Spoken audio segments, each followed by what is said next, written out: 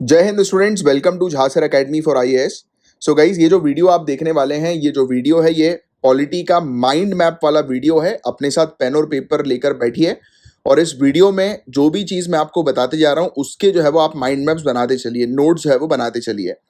और आपको अगर हमारा पॉलिटी का कंप्लीट लेक्चर चाहिए प्रीलिम्स और मेंस दोनों के लिए, जो कि हमारी एप्लीकेशन में अवेलेबल है, आप एप्लीकेशन को डाउनलोड कर सकते हैं। नीचे डिस्क्रिप्शन पर एप्लीकेशन की लिंक जो है वो आपको मिल जाएगी। प्लस साथ ही साथ आप हमारे टेलीग्राम ग्रुप को भी जरूर ज्वाइन कर लीजिए, जहां पर लेक्चर्स के नोटिफिकेशन वगैरह, अपडेट्स वगैरह पूरी क्लासेस की हमारी वहां पर हम प्रोवाइड कराते हैं। तो ये पॉलिटी का टॉपिक है। और अगर आप सिविल सर्विसेज की तैयारी कर रहे हैं, प्रॉपर आपको जनरल स्टडीज के लेक्चर्स चाहिए, तो वो भी जो है वो हमारी एप्लीकेशन पर जो है वो अवेलेबल है, जहां से आप जो है वो ले सकते हैं, पूरी लाइव क्लासेस ले सकते हैं, लेक्चर्स को जो है वो ले सकते हैं। और अगर बाई चांस कोई आपको समस्या आती है तो यहाँ पर नंबर शायद दे रखा होगा, इसमें तो रिक्वेस्ट कॉल बैक आ रहा है। ये एप्लीकेशन ही मैंने ओपन कर रखी है। आप एक नंबर जो है वो नोट डाउन कर लीजिए, 9713282838 ये नंबर है। और इसके अलावा एक और नंबर है 9713283811, जो कि डिस्क्रिप्शन पर आपको जो है वो मिल जाएगा, राइट। और इसके थ्रू जो है वो आप कांटेक्ट कर सकते हैं, जो भी अगर आपको समस्या आ रही है अपनी प्रिपरेशन के दौरान, तो राइट। और व्हाट्सएप आप पहले करिएगा, अगर बाई चांस फोन रिसीव नहीं होता तो व्हाट्सएप जरूर कर दीजिएगा।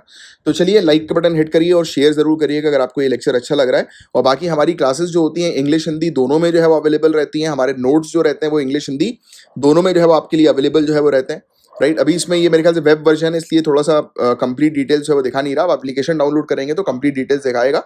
आप हमारी एप्लीकेशन जो है वो ऐप स्टोर के थ्रू भी जो है वो डाउनलोड कर सकते हैं और गूगल प्ले स्टोर के थ्रू भी जो है वो डाउनलोड कर सकते हैं, राइट।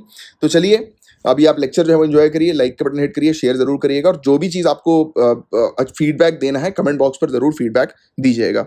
और हिंदी मीडियम के स्टूडेंट्स को हम हिंदी में भी जो है वो पूरी चीज़ कवर कराते हैं हमारी रेगुलर क्लासेस के दौरान, जो हमारी एप्लीकेशन पर कंडक्ट की जाती है।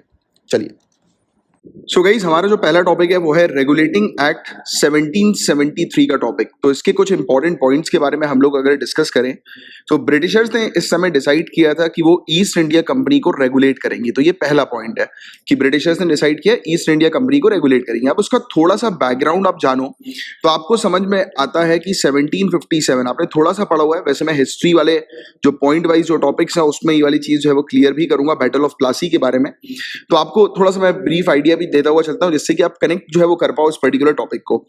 तो 1757 बैटल ऑफ प्लासी हुई थी। बैटल ऑफ प्लासी में आपको पता है कि सिराजुद्दौला जो है उसने ईस्ट इंडिया कंपनी के खिलाफ जो है वो मतलब एक प्रकार से आप कह सकते हैं कि प्रोटेस्ट कर दिया, बुरी तरह से चैलेंज कर दिया ईस्ट इंडिया कंपनी को। क्यों चैलेंज किया? क्योंकि ईस्ट इंडिया कंपनी जो थी वो प्राइवेट ट्रेड पे इन्वॉल्व थी, राइट। यानी कि बेसिकली ईस्ट इंडिया कंपनी को फरमान जारी हुआ था कि वो फ्री ट्रेड जो है वो कर सकते हैं, यानी कि अपने सामान को एक जगह से दूसरी जगह ले जा सकते हैं और उस पर उनको कोई टैक्स नहीं देना होगा।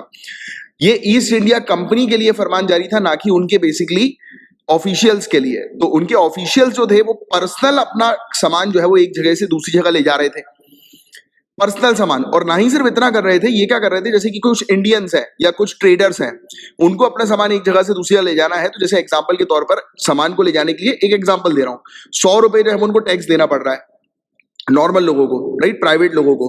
तो ईस्ट इंडिया कंपनी के ऑफिशियल जो है वो क्या कर रहे थे, इन लोग से बोल रहे थे कि एक काम करो, लाओ 80 रुपए हमें दो, 20 रुपए का तुम्हें फायदा, और तुम्हारा सामान हम एक जगह से दूसरी जगह पहुंचा देते हैं। यानी कि क्योंकि ईस्ट इंडिया कंपनी को टैक्स नहीं लग रहा था, पर ये कंपनी के लिए अलाउ था कि उसको टैक्स नहीं देना है। कंपनी के प्रोडक्ट, कंपनी के सामान जो है उस पर टैक्स नहीं लगेगा, बट प्राइवेट प्लेयर्स पे तो टैक्स लगेगा ना। तो इन लोग ऐसी हरकत कर रहे थे, ये बेसिकली एक प्रकार से चोरी कर रहे थे, राइट। गलत, इनको जो फरमान जारी हुआ था तो उसका गलत इस्तेमाल कर रहे थे अपनी पावर्स का। तो इसके कारण जो किंग था, राजा जो था, उसको उसका दिमाग खराब हो गया। उसने बोला कि नहीं यार, ये तो गलत हो रहा है मेरे साथ, इससे राजा का जो है वो रेवेन्यू नहीं आएगा ना भाई, टैक्स जो है वो कम आएगा राजा के पास, तो उससे उसका लॉस होगा। तो इसने जो है वो काफी पत्र वगैरह लिखे कि भाई मत करो ऐसी हरकत यार, क्यों कर रहे हो ऐसी हरकत। बट उसको पत्र में रिप्लाई आता था, गालियों भरा रिप्लाई आता था। ईस्ट इंडिया कंपनी के ऑफिशियल्स उसको गाली बकते थे, उसकी रिस्पेक्ट नहीं करते थे, तो उसने जाकर बगावत कर दी। फिर स्थिति जो है वो बहुत ज्यादा खराब हुई, राइट। तो जैसे ही ब्रिटेन के अंदर ये चीज पता लगी कि ईस्ट इंडिया कंपनी ऐसी प्रैक्टिसेस में इन्वॉल्व है, तो तुरंत ब्रिटेन ने सोचा कि चलो अब हम रेगुलेट करेंगे ईस्ट इंडिया कंपनी को। तो यहां से ब्रिटिशर्स ने डिसाइड किया रेगुलेटिंग एक्ट 1773 से कि ईस्ट इंडिया कंपनी को रेगुलेट करना है। पहला पॉइंट, ब्रिटेन ने जो है बोला कि अब कंपनी के पॉलिटिकल और एडमिनिस्ट्रेटिव फंक्शंस क्या होंगे क्लियरली बता दिया कि कंपनी के राजनीतिक और प्रशासनिक कार्य जो है वो क्या होने वाले हैं, ये चीज मेंशन कर दिया रेगुलेटिंग एक्ट 1773 के अंदर। और इंडिया के अंदर एक सेंट्रल एडमिनिस्ट्रेशन का गठन किया, फाउंडेशन रखा सेंट्रल एडमिनिस्ट्रेशन का, राइट। तो ये कुछ 3 इंपॉर्टेंट पॉइंट्स हैं जो आपको ध्यान में रखना है। इसके अलावा कुछ फीचर्स के बारे में और बात करें, जैसे कि गवर्नर जनरल जो था उसको गवर्नर जनरल ऑफ बंगाल बना दिया गया। तो क्वेश्चन कभी कभी डायरेक्टली पूछ लिया जाता है कि गवर्नर जनरल को गवर्नर जनरल ऑफ बंगाल जो है वो किस रेगुलेटिंग एक्ट के थ्रू बनाया गया, तो रेगुलेटिंग एक्ट 1773 के थ्रू बनाया गया। जो गवर्नर था बॉम्बे का और मद्रास का, वो अब गवर्नर जनरल के अंडर था। तो गवर्नर जनरल जो पोजीशन हम लोग को बंगाल, मतलब गवर्नर की पोजीशन जो बंगाल की देखने को मिली थी, उसको गवर्नर जनरल बना दिया बंगाल का, और उसके अंडर जो है वो बॉम्बे और मद्रास जो है वो रख दिए गए। तो बॉम्बे और मद्रास जो है वो अब गवर्नर जनरल के कंट्रोल में आ गए।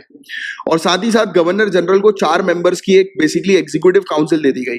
मतलब गवर्नर जनरल को जो है वो असिस्ट करने के लिए 4 मेंबर्स थे जो उसको हेल्प करेंगे, उसको बताएंगे कि जो है वो उसको किस तरीके से जो है वो एक्शंस लेना है, क्या डिसीजन लेना है। तो उसकी हेल्प करने के लिए 4 मेंबर की जो है वो एक बॉडी बना दी गई। और ऑफिसर्स को क्लियरली कह दिया गया कि अब आप प्राइवेट ट्रेड जो है वो नहीं करोगे, जो चीज मैं आपको यहां पर अभी एक्सप्लेन कर रहा था बैकग्राउंड में। क्लियर? तो ये कुछ फीचर्स हैं रेगुलेटिंग एक्ट 1773 के। और कुछ फैक्ट्स के बारे में बात करें तो पहला गवर्नर जनरल जो है वो कौन था? वॉरेन हास्टिंग था। ऐसा क्वेश्चन डायरेक्टली पूछा जाता है। दूसरा क्वेश्चन ये पूछा जा सकता है कि सुप्रीम कोर्ट जो है वो किस एक्ट के थ्रू जो है वो स्टैब्लिश हुई कलकत्ता के अंदर? तो रेगुलेटिंग एक्ट 1773 के थ्रू स्टैब्लिश हुई। और जो सुप्रीम कोर्ट बनाई गई थी उसमें एक चीफ जस्टिस और 3 जजेस थे। एक फैक्ट मैं और आपको अलग से बताता हूं, जैसे कि हम आज की डेट में जो हम अपनी ऑनरेबल सुप्रीम कोर्ट की बात करते हैं, तो मतलब कि ये अपीलेट सिस्टम है हमारा, कि डिस्ट्रिक्ट कोर्ट में जब केस लगता है तो उसको आप चैलेंज कर सकते हो हाई कोर्ट में जो केस लगता है उसको आप चैलेंज कर सकते हो ऑनरेबल सुप्रीम कोर्ट के पास। तो ये अपीलेट सिस्टम चलता है। I think everyone is aware about this particular system, right? तो आप सभी को इस सिस्टम के बारे में जो है अच्छी जानकारी है। बट यहां पर जब ये सुप्रीम कोर्ट बनाई गई थी, तो ये जो सुप्रीम कोर्ट थी ना, ये कोई अपीलेट सिस्टम वाली नहीं थी।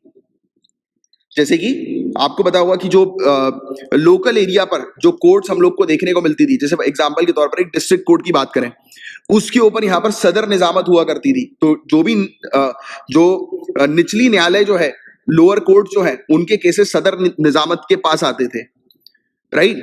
तो सदर मतलब ऐसा अपीलेट सिस्टम था।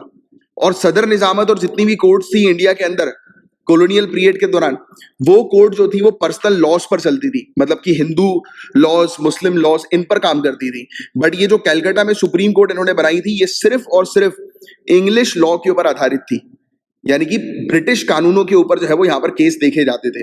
पहला पॉइंट। दूसरा पॉइंट, ये जो कोर्ट थी वो सिर्फ कलकत्ता के निवासियों के लिए थी, और जो भी फॉरेनर्स या फिर जो भी लोग इंडिया के अंदर कलकत्ता की रेसिडेंसी जो है वो एक्सेप्ट करते हैं, वो ही सिर्फ इस पर्टिकुलर कोर्ट में जाकर अपना केस रख सकते थे, राइट? तो ये चीज भी आपको थोड़ा सा ध्यान में रखना है। तो इस प्रकार की चीजें भी थोड़ी सी कभी कभी पूछ ली जाती है, just for your understanding, because ये जो मैं सीरीज आपके लिए तैयार कर रहा हूं, ये सिर्फ ना ही आपके प्रीलिम्स के लिए हेल्पफुल है, बल्कि एक मेंस की भी अच्छी अंडरस्टैंडिंग आपको क्रिएट करके देगी पूरी की पूरी। तो ये इतने में खत्म हो गया अपना रेगुलेटिंग एक्ट 1773। इससे बाहर और कुछ नहीं है रेगुलेटिंग एक्ट के अंदर। Next, Pitt's India act 1784। तो ये सब ईयर्स भी ध्यान में रखना। पिट्स इंडिया एक्ट 1784, तो इसने देखो, पहले हमने 1773 के एक्ट में क्या देखा कि कंपनी के अब बेसिकली क्या क्या फंक्शंस होंगे वो डिफाइन करने ने शुरू कर दिया। अब 1784 जो कानून था वो 1773 का बेसिकली रिफॉर्म था, सुधार था। तो इनने देखा कि यार कंपनी तो कमर्शियल फंक्शन भी करती है, राइट? कंपनी ट्रेड में भी इन्वॉल्व है।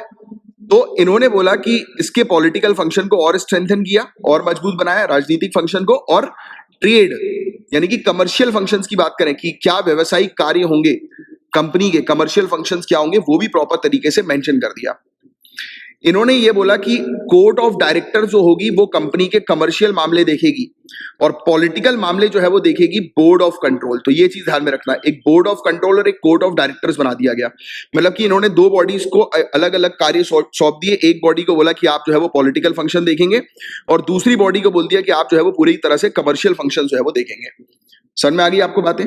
तो board of control commercial function, sorry political functions के लिए थे, और कोर्ट ऑफ डायरेक्टर जो थे वो कमर्शियल फंक्शंस के लिए थे कंपनी के।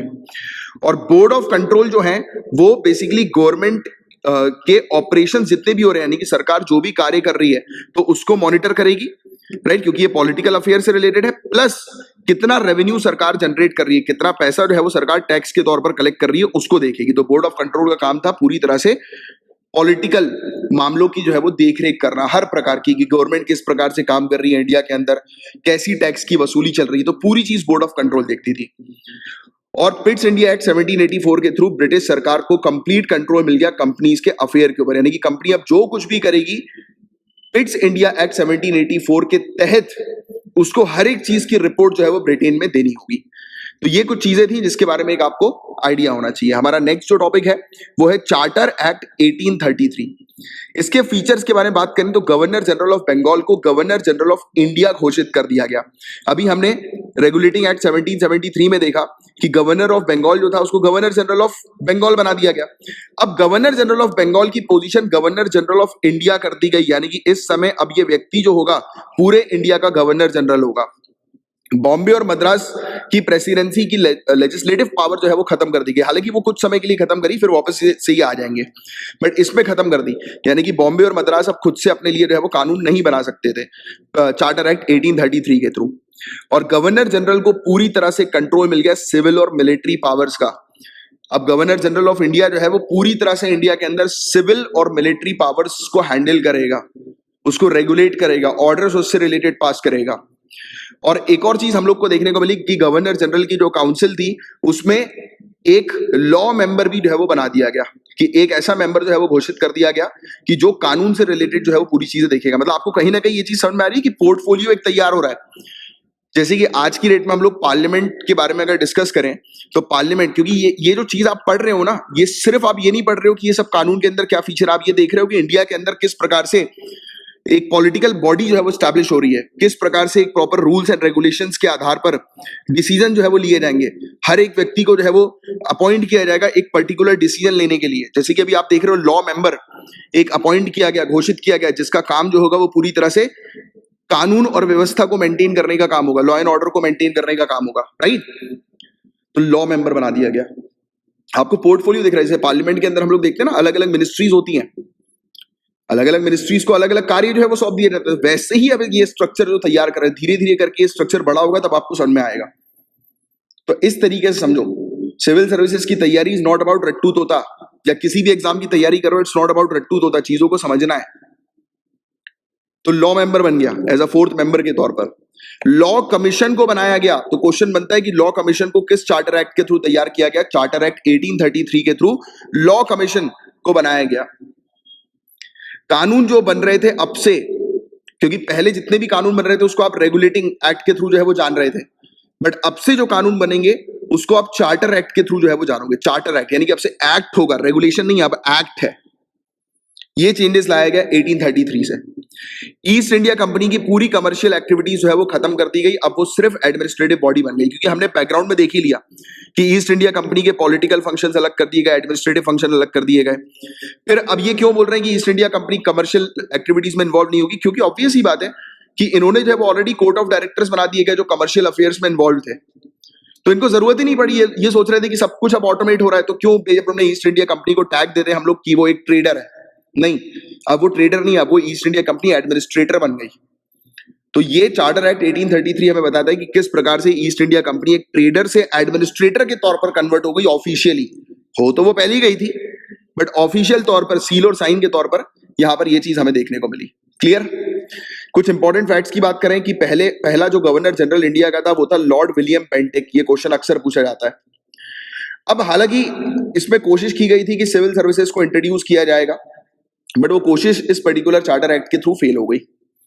फिर चार्टर एक्ट 1853 आता है, एक सेपरेट गवर्नर जो है वो अपॉइंट कर दिया गया बंगाल के लिए, क्योंकि आपको पता है कि गवर्नर जनरल जो पहले तो गवर्नर ऑफ बंगाल जो था वो गवर्नर जनरल ऑफ बंगाल बन गया, फिर इस पोजीशन को हटाकर गवर्नर जनरल ऑफ इंडिया कर दिया गया। फिर इनको लगा कि नहीं यार, बंगाल के लिए एक अलग, बंगाल टेरिटरी को हैंडल करने के लिए एक अलग गवर्नर जनरल होना चाहिए, तो इन्होंने एक सेपरेट गवर्नर को बंगाल में अपॉइंट कर दिया कि चलो यार ये व्यक्ति जो होगा बंगाल का वो गवर्नर का जो है वो काम करेगा। अच्छा, अभी आपको एक चीज बताया कि जब ईस्ट इंडिया कंपनी यहाँ पर आई थी इंडिया के अंदर, तो इसको 20 साल का जो है वो लाइसेंस लेना पड़ता था। अब हमें देखने को मिल रहा है कि ईस्ट इंडिया कंपनी अब सिर्फ कमर्शियल कंपनी नहीं बची, अब वो एडमिनिस्ट्रेशन जो है वो कर रही है, इंडिया के अंदर प्रशासन का काम कर रही है, राइट। तो आप लोग जानते हैं, तो अब उसको कोई 20-20 साल का लाइसेंस नहीं लेना है। अब कह दिया गया कि अब ईस्ट इंडिया कंपनी जो है वो इंडिया के अंदर रूल जो है वो कर सकती है ब्रिटेन की सॉवरेनिटी में, यानी कि ब्रिटिशर्स के अंडर या मेनलैंड ब्रिटेन के अंडर जो है वो अब ईस्ट इंडिया कंपनी यहाँ पर प्रशासन जो है वो संभालेगी। अब उसका कोई स्पेसिफिक टेन्योर नहीं दिया गया कि कितने साल के लिए करेगी, क्या करेगी, क्योंकि अब वो ट्रेडर तो बची नहीं ना, ट्रेडिंग कंपनी तो अब वो है नहीं, अब तो एडमिनिस्ट्रेटर बन गई है। फिर इसके अलावा हमने देखने को मिला कि एक सेपरेट लेजिस्लेटिव और एग्जीक्यूटिव फंक्शन जो है वो गवर्नर जनरल की काउंसिल के बना दिए गए। जैसे हमने देखा कि गवर्नर जनरल की एक काउंसिल थी, उसमें एक लॉ मेंबर भी बना दिया गया, मतलब बहुत सारे लोग थे, सबके अलग अलग काम थे। तो अब इन्होंने बोला कि अब चलो अपन और थोड़ा सिस्टमैटिक चीजें करते हैं। इनने बोला कि कानून बनाने वाले कुछ लोग अलग होंगे जो कानून बनाएंगे, और कानून को एग्जीक्यूट करने वाले कुछ लोग अलग होंगे जो कानून को इंप्लीमेंट करेंगे, एग्जीक्यूट करेंगे, राइट। तो इन्होंने फंक्शन जो है वो सेपरेट कर दिए कि लेजिस्लेटिव फंक्शन क्या होंगे गवर्नर जनरल की काउंसिल के, और एग्जीक्यूटिव फंक्शन क्या होंगे। ये बहुत इंपॉर्टेंट पॉइंट है। सिविल सर्वेंट्स को रिक्रूट करने के लिए इन्होंने सिविल सर्विसेज इंट्रोड्यूस कर दी। मैकॉले कमेटी थी जो अपॉइंट हुई थी 1854 में इस टास्क के लिए, तो ये फैक्ट ध्यान में रखिएगा। चार्टर एक्ट 1853 ने सिविल सर्विसेज इंट्रोड्यूस किया, और इसका क्रेडिट जाता है मैकॉले कमेटी को। मैकॉले कमेटी अपॉइंट की गई पर्टिकुलरली इस पर्पस के लिए। अब कोर्ट ऑफ डायरेक्टर्स, क्या काम था कोर्ट ऑफ डायरेक्टर्स का, याद करो। अभी हमने जो है वो थोड़ी देर पहले डिस्कस किया। ये court of directors commercial functions जो है वो करती थी, तो इसके मेंबर्स की अब इन लोग को आवश्यकता नहीं थी। इन्होंने बोला कि यार भाई अब हमें उतनी ज्यादा जरूरत नहीं, क्योंकि अब ये कंपनी सिर्फ ट्रेडिंग का काम नहीं कर रही है, एडमिनिस्ट्रेशन का काम कर रही है। पहले जो है वो सामान को खरीद कर बेचकर हम पैसा कमाते थे, आज की रेट में टैक्स लगाकर पैसा कमा रहे हैं। तो हमें सामान खरीदने बेचने की जरूरत ही नहीं है, हमें तो सिर्फ टैक्स लगाना है और टैक्स के थ्रू हमें पैसा मिल जा रहा है। तो क्यों अननेसेसरली जो है वो हम लोग इतने लोगों को इसमें इन्वॉल्व करें। तो इसलिए इन्होंने क्या किया, कोर्ट ऑफ डायरेक्टर्स को जो है वो 14 से 18 कर दिया। अब देखो अब हमें देखने को मिल रहा था कि कानून बनाने की, मैंने भी आपको बताया ना कि एक सेपरेट लेजिस्लेटिव और एग्जीक्यूटिव बॉडी जो है उन्होंने बना दी, यानी कि जो गवर्नर जनरल की काउंसिल के अंदर फंक्शंस अलग अलग कर दिए कि इतने लोग जो है वो कानून बनाएंगे और ये लोग जो है उस कानून को एग्जीक्यूट करेंगे। तो लेजिस्लेशन एक अलग एंटिटी बन गया, मैंने इनकी अलग अलग एक, जैसे कि हमारी कंट्री के अंदर पार्लियामेंट का काम होता है कानून बनाने का, राइट। और पार्लियामेंट के अंदर ही हम लोग को जो मिनिस्टर्स देखने को मिलते हैं, तो वो उनके अंदर एक अलग अलग पोर्टफोलियो होता है, मिनिस्ट्री होती है, तो वो एग्जीक्यूट करते हैं कामों को, है ना। तो इन्होंने वही चीज करी। इन्होंने एक सेंट्रल लेजिस्लेटिव काउंसिल जो है वो बनाई, जिसमें 6 लेजिस्लेटिव मेंबर थे, 6 लोग थे जो कि कानून बनाएंगे। पहली बार ऐसा हुआ कि लेजिस्लेटिव काउंसिल के अंदर लोकल रिप्रेजेंटेशन था, यानी कि लोकलाइट्स को जो है वो उठाया गया। 4 मेंबर लोकल प्रोविंशियल गवर्नमेंट से उठाए गए, मद्रास, बॉम्बे, ये याद रखना है, मद्रास, बॉम्बे, बंगाल और आगरा के 4 लोग थे, और 2 मेंबर जो है वो ब्रिटिश ने अपॉइंट किए थे, राइट। तो 4+2 मेंबर्स की बॉडी थी। 4 लोग जो है वो अलग अलग प्रोविंस से आए थे, बॉम्बे, मद्रास, बंगाल और आगरा, और 2 ब्रिटिशर्स ने नॉमिनेट किए थे या अपॉइंट किए थे। और ये बिल्कुल एक मिनी पार्लियामेंट के तौर पर काम कर रही थी। जैसा हमारी आज की डेट में पार्लियामेंट है ना, वैसे ही इसका काम हम लोग को देखने को मिल रहा था। तो अभी आप देख रहे हो कि ये पार्लियामेंट बनता हुआ, कि किस प्रकार से पार्लियामेंट बनती है, राइट। तो ये था चार्टर एक्ट 1853। सिर्फ इतनी सी चीज इसके अंदर आपको ध्यान में रखनी है। अब हम बात करेंगे गवर्नमेंट ऑफ इंडिया एक्ट 1858 के बारे में। इसके फीचर्स की बात करें तो ईस्ट इंडिया कंपनी जो है उसको बंद कर दिया गया, क्योंकि बंद करना ही, आप देख रहे हो कि धीरे धीरे करके ईस्ट इंडिया कंपनी के जो पावर्स थी वो घटा दी जा रही थी, राइट।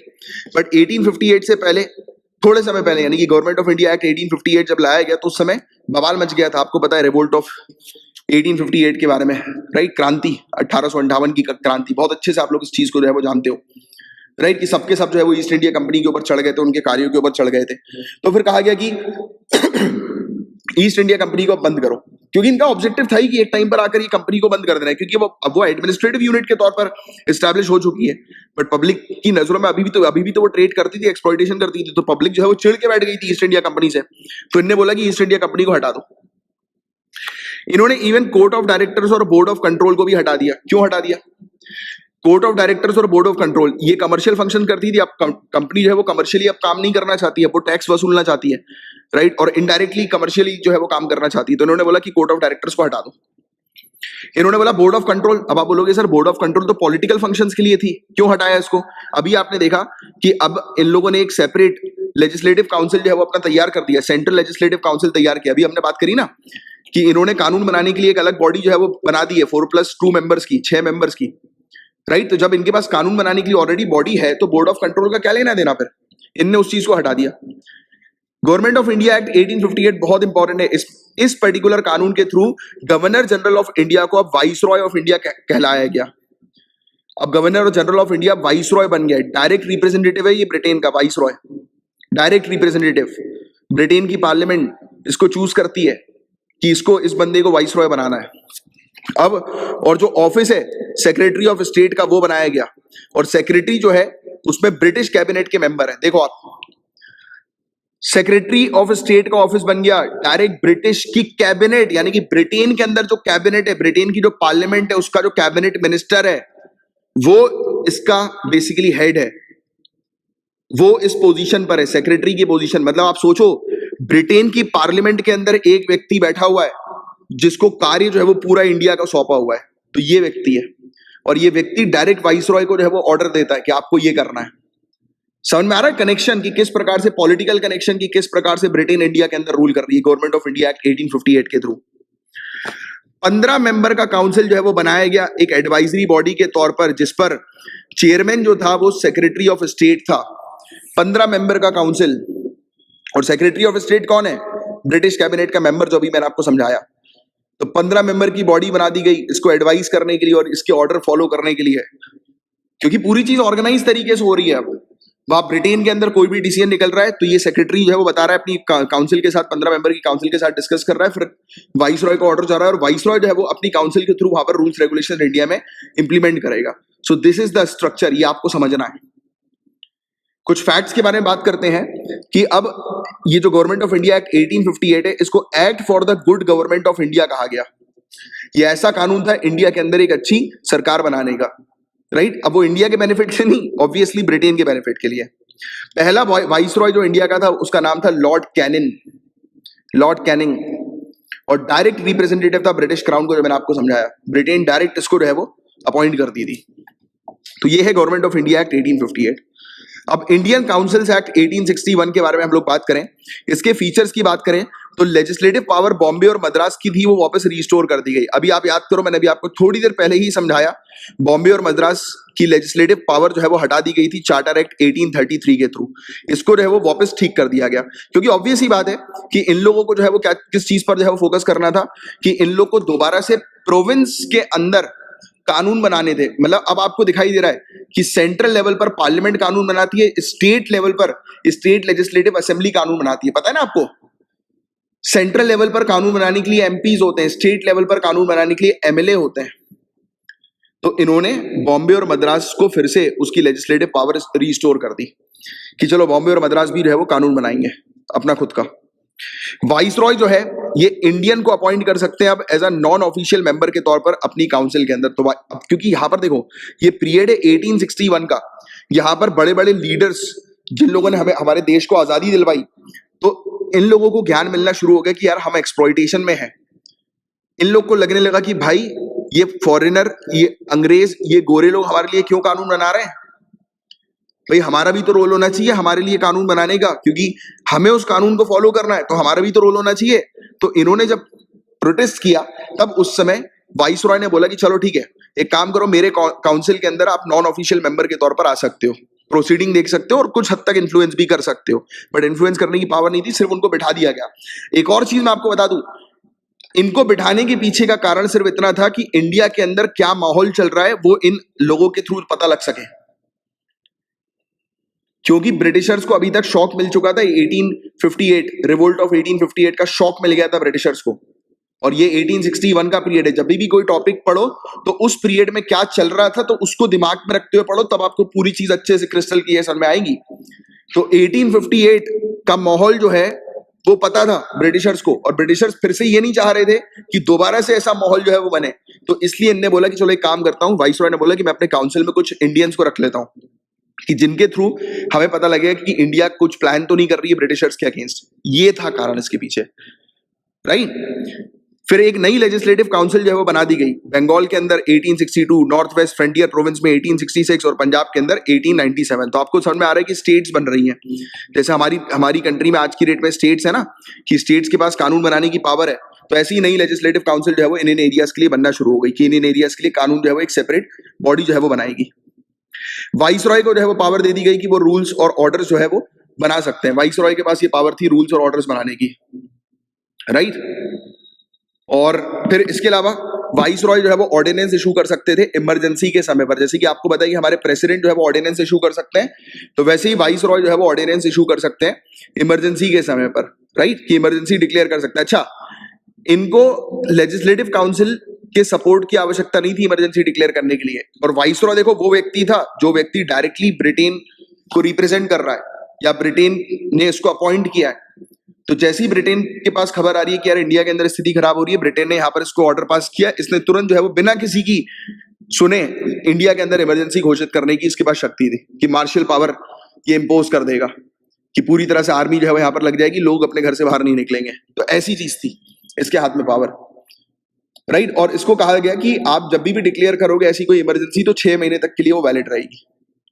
तो ये चीज इंडियन काउंसिल एक्ट 1861 के थ्रू हम लोग को देखने को मिली कि वाइसरॉय के पास जो है वो ऑर्डिनेंस इमरजेंसी से रिलेटेड और ऑर्डिनेंस जारी करने की शक्ति थी। यानी कि इमरजेंसी कभी भी डिक्लेयर हो रही है तो वो ऑर्डिनेंस जारी कर सकता है, मतलब कि उस इमरजेंसी में जैसा चाहे वैसा कानून जो है वो बना सकता है और उस कानून को 6 महीने की वैलिडिटी मिल गई। जैसे आपको पता नहीं कि हमारे ऑनरेबल प्रेसिडेंट ऑर्डिनेंस जारी करते हैं। ऑर्डिनेंस क्या होता है? कानून है एक प्रकार का, कि जिस समय लेजिस्लेटिव काउंसिल काम नहीं कर रही है, जिस समय कोई भी पार्लियामेंट्री बॉडी काम नहीं कर रही है इमरजेंसी के पीरियड पे, उस समय पार्लियामेंट जो है वो प्रेसिडेंट जो है वो रूल्स एंड रेगुलेशन बना सकते हैं ऑर्डिनेंस के जरिए। तो वैसे ही वाइसरॉय ने क्या, जैसे ही कहीं पर भी वाइसरॉय इमरजेंसी डिक्लेयर करता है उसके बाद वो उस इमरजेंसी के दौरान जैसा चाहे वैसा रूल्स रेगुलेशन बना सकता है ऑर्डिनेंस के जरिए, और उस रूल्स रेगुलेशन की वैलिडिटी 6 महीने की होगी। ये चीज था। अब कुछ फैक्ट्स के बारे में हम लोग बात करें तो लॉर्ड कैनिंग इसने नॉमिनेट किया था 3 इंडियंस को अपनी लेजिस्लेटिव काउंसिल के अंदर। ये 3 इंडियंस के नाम अक्सर पूछे जाते हैं कि कौन कौन इंडियंस जो थे वो लेजिस्लेटिव काउंसिल में थे। तो पटियाला का महाराजा, बनारस का राजा सर दिनकर राव, और पोर्टफोलियो सिस्टम जो है उसको इंपॉर्टेंस मिलना शुरू हो गई। पोर्टफोलियो सिस्टम वही सेम जो मिनिस्ट्री, जिस प्रकार से हमारी मिनिस्ट्री जो है वो ऑपरेट करती है, काम करती है, तो उसी सिस्टम की यहाँ पर जो है वो बात हो रही है, राइट। तो ये है गाइस पूरा वाला टॉपिक। उम्मीद करता हूँ पूरी चीज आपको अच्छे से क्रिस्टल क्लियर समझ में आ गई होगी, राइट। अब गाइस यहाँ पर बात हो रही है इंडियन काउंसिल एक्ट 1892 के बारे में। तो इसके फीचर्स की जो है वो हम लोग बात करें तो इसने क्या किया कि नॉन ऑफिशियल काउंसिल के जो मेंबर के जो नंबर्स थे वो इंक्रीज कर दिए, क्योंकि यहाँ पर हम लोग को जो है वो ऑलरेडी हमने इंडियन काउंसिल एक्ट 1861 जो है वो पढ़ा था, तो उसमें आपको ऑलरेडी बताया कि वाइसरॉय ने जो है वो कुछ इंडियंस को as a non official member के तौर पर जो है वो अपॉइंट किया था, यानी कि 3 मेंबर्स को जो है वो अपॉइंट किया था। तो इन्होंने धीरे धीरे करके नॉन ऑफिशियल जो मेंबर्स जो थे उसकी संख्या जो है वो बढ़ा दी इंडियन काउंसिल एक्ट 1892 के अंदर, राइट। क्योंकि ये जो समय था आपको पता है कि 1885 में जो है वो कांग्रेस बन गई, तो बेसिकली इंडिया के अंदर इंडियंस पॉलिटिकली एक्टिव होना शुरू हो गए। तो ये लोग चाह रहे थे कि अब इंडियंस को कुछ भी करके जो है वो एंटरटेन करना है और सप्रेस करना है उनके बेसिकली मूवमेंट्स को, राइट, ब्रिटिशर्स के अगेंस्ट। तो वो चाह रहे थे कि हम इनको अपने अंडर ही कंट्रोल में कर लें। तो आपको बेसिकली ब्रिटिश माइंडसेट से इस चीज को जो है वो पढ़ना है, क्योंकि ब्रिटिशर्स यहाँ पर एक्सप्लॉइटेशन के पर्पस के लिए आए थे। तो उस माइंडसेट से आप ये सब चीजें, इस कानून को जो है वो पढ़ोगे, क्योंकि ये ब्रिटिशर्स का कानून है, तब जाकर इस कानून की क्लैरिटी आपको समझ में आएगी कि क्यों इन्होंने नॉन ऑफिशियल मेंबर्स को जो है अपनी काउंसिल में ऐड करना और शुरू किया, संख्या उनकी बढ़ा दी। अब देखो लेजिस्लेटिव मेंबर जो थे अब उनके पास पावर दे दी गई कि वो अब बजट को जो है वो डिस्कस कर सकते हैं और क्वेश्चंस पूछ सकते हैं, क्योंकि पहले इनके पास कोई ऐसी बजट डिस्कशन की पावर नहीं थी। डायरेक्ट जो है वो ब्रिटेन जैसा बोलती थी उस अकॉर्डिंग अलग अलग जगह पर ऑपरेशन शुरू हो जाते थे। फिर नॉमिनेशन सिस्टम जो है वो नॉन ऑफिशियल मेंबर का भी हम लोग को शुरू हो गया, देखने को मिला, क्योंकि अब ऑब्वियस ही बात है कि ये लोग नॉमिनेट करते थे, ये बोलते थे कि भाई हमें अब इस पर्टिकुलर इंडियन को जो है वो शामिल करना है, क्योंकि ये उन्हीं इंडियंस को अपने अंडर जो है वो रखते थे जो कि इनके थ्रू आसानी से इन्फ्लुएंस हो जाए, राइट, क्योंकि यानी कि जो इन्फ्लुएंस हो और वो दूसरे इंडियंस को जो है इन्फ्लुएंस कर सके, तो ऐसे लोगों को अपने कंट्रोल में करते थे। अब वाइसरॉय जो है वो अपॉइंट करते थे नॉन ऑफिशियल मेंबर को सेंट्रल लेजिस्लेटिव काउंसिल के अंदर, और गवर्नर जो है वो अपॉइंट करते हैं नॉन ऑफिशियल मेंबर को प्रोविंशियल लेजिस्लेटिव काउंसिल के अंदर, यानी कि सेंट्रल लेवल पर। अब आपको देखो प्रेसिडेंट दिखाई दे रहा है यहाँ पे, प्रेसिडेंट और गवर्नर। स्टेट के अंदर तो गवर्नर ही है, बट वाइसरॉय को एज अ प्रेसिडेंट के तौर पर देखो। बट ऑब्वियस ही बात है कि उसके पास प्राइम मिनिस्टर की भी शक्तियां हैं, राइट। तो प्राइम मिनिस्टर प्रेसिडेंट दोनों की शक्ति जो है वाइसरॉय के पास हम लोग को देखने को मिलती है। तो ये अभी एक्चुअल में जब हमारा जो इंडिपेंडेंस हुई तो उस समय जब हमने अपने ऑनरेबल प्रेसिडेंट को बनाया, इस पोस्ट को, इस पोजीशन को जो है वो अपॉइंट किया, तो कुछ कुछ पावर वाइसरॉय की जो है वो इस पोजीशन पर हम लोग को जो है वो नजर आती है, राइट। जैसे कि प्रेसिडेंट जो है वो नॉमिनेट करते हैं, राइट, पार्लियामेंट के अंदर अपने बेसिकली मेंबर्स को, तो वही सेम चीज हम लोग को यहाँ पर जो है वो नजर आ रही। तो इंडियन काउंसिल एक्ट 1892 में ये कुछ प्रोविजंस हम लोग को, फीचर्स हम लोग को देखने को मिले। अब Indian council act 1909, very important, very very important. इसके फीचर्स आपको बहुत अच्छे से पता होने चाहिए कि सेंट्रल लेजिस्लेटिव काउंसिल जो है उसको बढ़ा दिया गया 16 से 60 मेंबर कर दिए गए सेंट्रल लेजिस्लेटिव काउंसिल में। 16 से 60 मेंबर हो गए। अब आपको पार्लियामेंट बनती हुई नजर आ रही है सेंट्रल लेवल पर। मेंबर काउंट जो था प्रोविंशियल असेंबली का वो कांस्टेंट नहीं था, क्योंकि अब ऑब्वियस है प्रोविंसेस जो थी पॉपुलेशन के आधार पर कोई बड़ी है कोई छोटी है।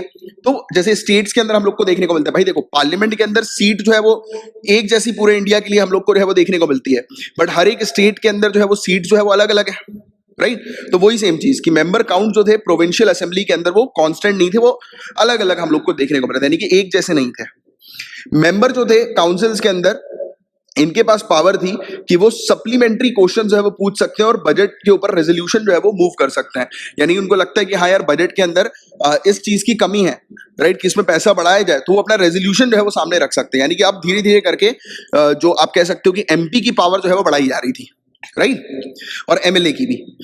प्रोविंशियल लेजिस्लेटिव काउंसिल जो है उनको अलाउ कर दिया गया कि वो नॉन ऑफिशियल मेजोरिटी पे हो सकता है, यानी कि क्योंकि देखो अब ब्रिटेन जो है वो चाह रही थी कि सेंट्रल लेवल पर जो है वो मेजोरिटी पर ब्रिटिशर्स रहे, बट यहां पर ये जो समय था, इस समय पर कांग्रेस एक्टिव हो गई, मुस्लिम लीग आ गई, तो वेरियस रीजनल पार्टीज भी हम लोग को देखने को मिल रही थी, पॉलिटिकल पार्टीज। तो इनने बोला कि ये सब पॉलिटिकल पार्टीज रीजनल लेवल पर ही रहें और सेंट्रल लेवल पर जो है वो मेजोरिटी और रोल जो है वो ब्रिटेन का ही रहे, राइट, ब्रिटिशर्स का ही रहे। तो इनने बोला कि जितने भी जो लेजिस्लेटिव काउंसिल जो है वहां पर नॉन ऑफिशियल मेंबर जो है वो मेजोरिटी पर होने चाहिए, राइट।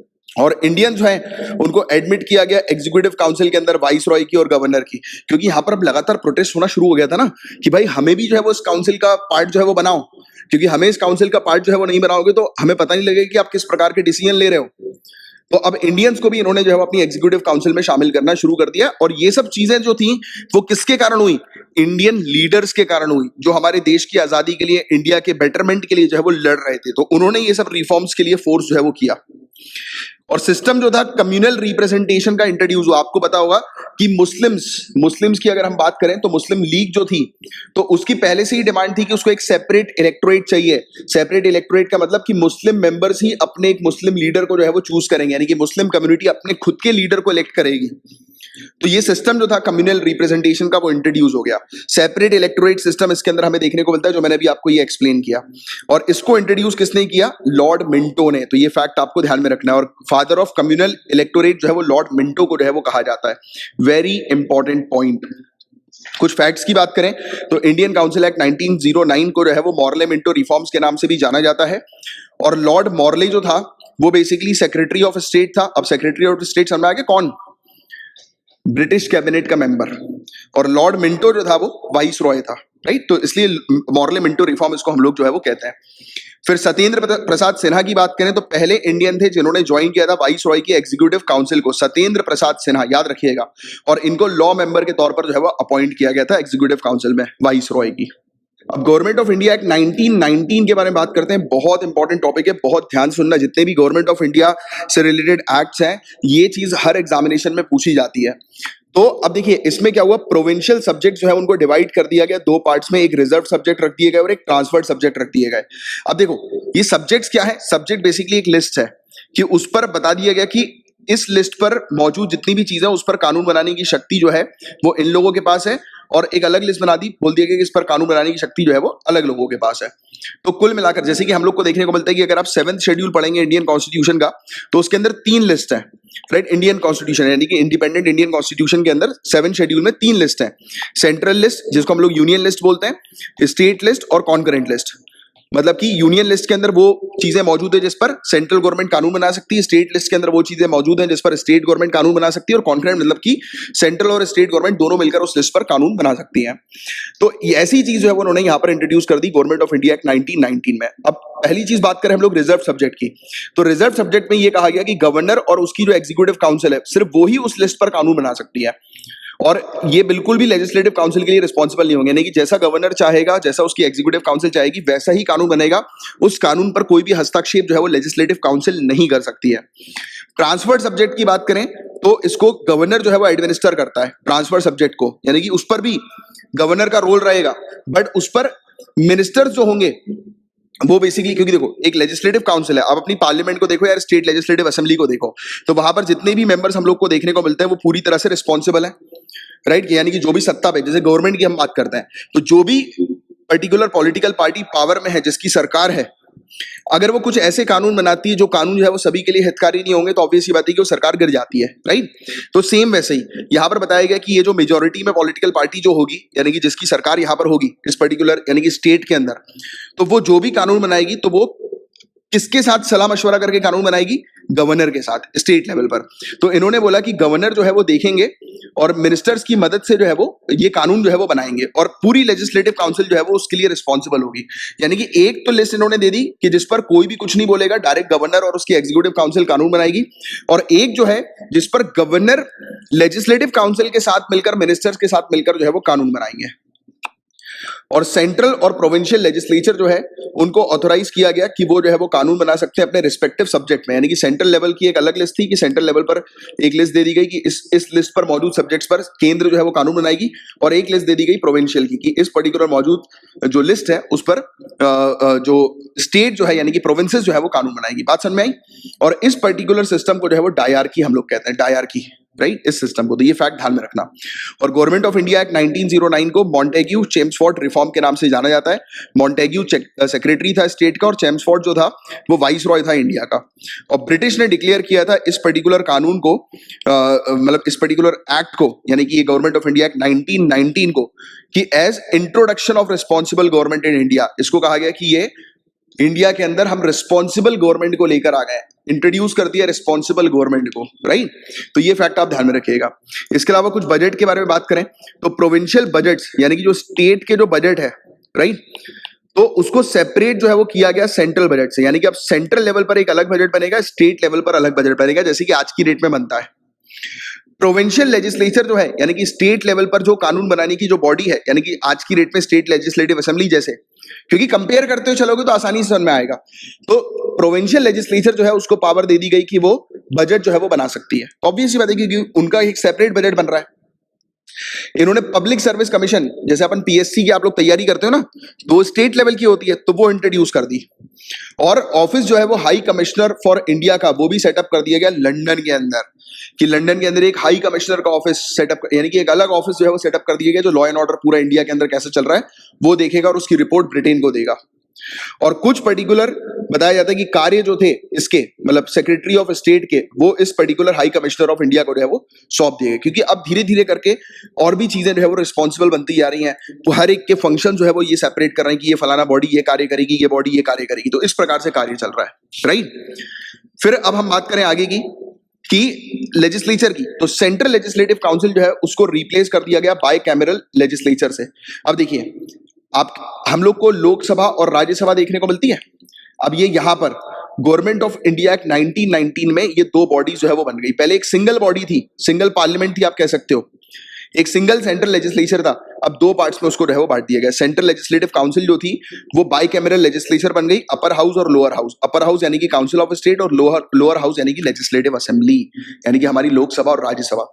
ये बनी गवर्नमेंट ऑफ इंडिया एक्ट 1919 में। डायरेक्ट इलेक्शन जो है वो इंट्रोड्यूस कर दिए गए लेजिस्लेचर के अंदर मेंबर्स को इलेक्ट करने के लिए, यानी कि अब ये डायरेक्ट रिप्रेजेंटेशन पब्लिक का, इसलिए तो बोला गया रिस्पॉन्सिबल गवर्नमेंट इन इंडिया। और फिर फ्रेंचाइज जो है वो सिर्फ लिमिटेड, फ्रेंचाइज मतलब यूनिवर्सल एडल्ट फ्रेंचाइज के बारे में आपको पता है कि कौन वोट देगा, किसके पास वोटिंग पावर है, तो ये बहुत लिमिटेड थी। ये कुछ ही लोगों के हाथ में जो है वो वोटिंग पावर थी, राइट। और वही किसके पास कितना पैसा है, कौन कितना टैक्स जो है वो पे करता है, किसके पास कितना एजुकेशन है, तो प्रॉपर्टी टैक्स और एजुकेशन के आधार पर जो है वो फ्रेंचाइज क्रिएट की गई, राइट। सेपरेट इलेक्टोरेट्स है वो इंट्रोड्यूस कर दिए गए। पहले 1909 में सेपरेट इलेक्टोरेट्स लाए गए थे मुस्लिम्स के लिए। फिर हमने देखा कि 1919 में 10 सालों के बाद Sikh, Anglo Indian, Indian Christians और यूरोपियंस के लिए भी सेपरेट इलेक्टोरेट जो है वो इंट्रोड्यूस कर दिया गया। तो ये कुछ फैक्ट्स हैं गवर्नमेंट ऑफ इंडिया एक्ट 1919 से रिलेटेड, काफी ज्यादा इंपॉर्टेंट, जो आपको पता होना चाहिए, बहुत ज्यादा इंपॉर्टेंट है ये। अब 10वां टॉपिक हमारा साइमन कमीशन से रिलेटेड। साइमन कमीशन याद है ना आपको, गो बैक साइमन के स्लोगन रेस किए जाते थे। अब ये साइमन कमीशन एक स्टैट्यूटरी कमीशन था, यानी कि कानून के द्वारा बनाया गया कमीशन था। इसके 7 मेंबर्स थे और इसको जो है वो इंडिया के फ्यूचर के बारे में रिपोर्ट बनानी थी कि इंडिया का फ्यूचर जो है वो कैसा बनने वाला है। उसके चेयरमैन जो था वो था सर जॉन साइमन, और इसने 1930 में अपनी रिपोर्ट जो है वो सबमिट करी। इसने रिकमेंडेशन दिया कि डायरकी को जो है वो अबॉलिश कर दो, खत्म कर दो डायरकी को, राइट। कोई जरूरत नहीं डायरकी पर जो है वो काम करने की। इसने बोला कम्युनल इलेक्टोरेट को कंटिन्यू करो, मतलब कि कम्युनल इलेक्टोरेट समझ गए ना, कि वही सेम चीज जिसके बारे में अभी हमने डिस्कस किया कि सभी लोग जो है अब उस कम्युनिटी के लोग जो है वो अपने लीडर को चूज करेंगे, यानी कि एक कम्युनिटी के वोटर्स ही जो होंगे, सिंगल कम्युनिटी के वोटर्स अपने ही उसी कम्युनिटी के एक लीडर को चूज करेंगे। इनने बोला इसको कंटिन्यू रखो। इन्होंने बोला कि स्टैब्लिश करो ब्रिटिश इंडिया और प्रोविंस का फेडरेशन, राइट, मतलब वही फेडरल सिस्टम पर कानून जो है वो बनाना शुरू कर दो। वही सेम चीज की सब्जेक्ट जो होंगे स्टेट के अलग होंगे, सेंटर के अलग होंगे। और बताया गया कि प्रोविंसेस के अंदर भी एक रिस्पॉन्सिबल गवर्नमेंट लेकर आओ, राइट, रिप्रेजेंटेशन के आधार पर। तो ये इसके रिकमेंडेशन थे। बट क्यों हमने साइमन कमीशन को बॉयकॉट कर दिया? क्योंकि इसके सभी मेंबर जो थे वो ब्रिटिश थे। हमने बोला कि भैया हमारे फ्यूचर के बारे में हम सोचेंगे, तुम अंग्रेज लोग नहीं सोचोगे। सभी मेंबर जो थे वो ब्रिटिशर्स थे। कमीशन जो है, इवन ये भी हुआ कि कमीशन को जो है वो 2 साल बाद जो है वो स्टैब्लिश होना था और उसके 2 साल पहले ही ये स्टैब्लिश हो गया। तो ये तो फालतू की बात है। मेन चीज जो थी वो यही थी कि हमारे इंडियन सदस्यों को इसके अंदर शामिल नहीं किया गया था।